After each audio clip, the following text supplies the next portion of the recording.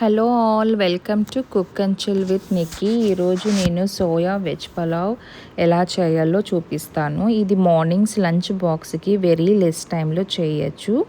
First ఒక cup of soya బాగా wash చేసుకొని 15 మినిట్స్ సోక్ చేశానండి. మీరు చూడొచ్చు స్మూత్గా అయిపోయింది.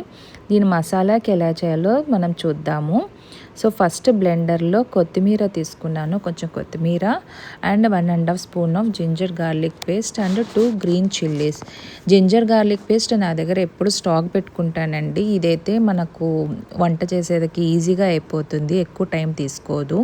సో మార్నింగ్స్ మనకు చాలా ఈజీగా చేసేసుకోవచ్చు. సో దీన్ని మొత్తము బ్లెండ్ చేసి పెట్టుకున్నాను. మీరు చూడొచ్చు ఇలా స్మూత్గా బ్లెండ్ చేసుకోవాలి. తర్వాత కుక్కర్ పెట్టేసుకొని అందులో 4 స్పూన్స్ ఆఫ్ ఆయిల్ వేస్తున్నాను. నేనైతే గ్రౌండ్నట్ ఆయిల్ యూస్ చేస్తాను, మీరు ఏదైనా కానీ యూస్ చేసుకోవచ్చు. And 1 spoon of ghee use చేస్తున్నానండి. ఇదైతే మనకు స్మెల్ బాగా వస్తుంది అండ్ ఆల్సో రైస్ కూడా చాలా బాగా అవుతుందండి గీ అయితే గిన. సో పలావ్కి గీ అనేది యూస్ చేస్తే చాలా బాగుంటుంది. అండ్ గీ ఈ ఆయిల్ వేడెక్కాక మసాలా దినుసులు వేస్తున్నానండి. బే లీఫ్, షాజీరా, చెక్క అండ్ స్టార్ అండ్ కార్డమమ్ ఇవన్నీ హీట్ ఎక్కాక మనం ఇందులో ఆనియన్ వేస్తున్నాము. ఆనియన్ అండ్ గ్రీన్ చిల్లీ వేస్తున్నానండి. ఒక ఆనియన్ ఆల్రెడీ నేను తరిగి పెట్టుకున్నాను.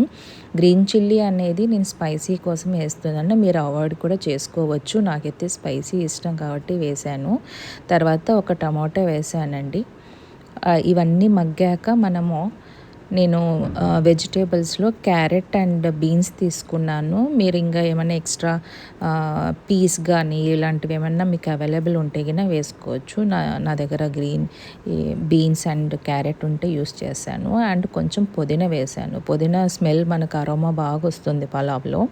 సో ఇవన్నీ మగ్గాక ఇవన్నీ షాలో ఫ్రై అవ్వాలండి. షాలో ఫ్రై అయ్యాక ఈ మసాలా వేసేస్తున్నాను. ఈ మసాలా వేసేసి బాగా కలిపెట్టేసేయాలి. అండ్ మీరు చూడొచ్చు ఆయిల్ పైకి తేలుతుంది హీట్ అయ్యాక. సో అప్పుడు సాల్ట్ వేస్తున్నాను. తగినంత సాల్ట్ వేయండి మీరు, రైస్కి అండ్ ఈ మసాలాకి సరిపోయేంత మీరు చూసుకొని సాల్ట్ మీరు వేసుకోండి. అండ్ 1/2 స్పూన్ ఆఫ్ పసుపు అండ్ కొంచెం కారం వేస్తున్నానండి. ఇదైతే కలర్ కోసం వేస్తున్నాను, మీరు అవాయిడ్ కూడా చేసుకోవచ్చు. ఇదైతే నేను మంచిగా కలర్ బాగా వస్తుంది. And 1/2 spoon of garam masala వేస్తున్నాను. ఇవన్నీ కలిపేసుకున్నాక ఇంకా సోయా మనం ఆల్రెడీ సోక్ చేసినవి యాడ్ చేసేస్తున్నాను.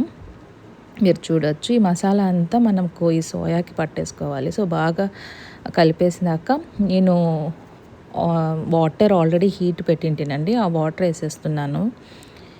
ఈ వాటర్ వేసాక ఇంకా మనము రైస్, నేనైతే 3 కప్స్ ఆఫ్ రైస్ అండి, ఇది రైస్ వేసేస్తున్నాను. వేసేసి ఇంకా కుక్కర్ పెట్టేయడం అంతే అండి. వెరీ ఈజీ ప్రాసెస్ ఇదైతే గిన. మనం మార్నింగ్స్ ఈజీగా చేసుకోవచ్చు, healthy plus easy to make. Lunch బాక్స్కి ఆఫీస్కి వెళ్ళేటప్పుడు మనకు టైం లేకున్నప్పుడు ఇది ఈజీగా చేసుకోవచ్చు. మీరు కూడా ట్రై చేసి చూడండి అండ్ కమెంట్ చేయండి. Thank you so much.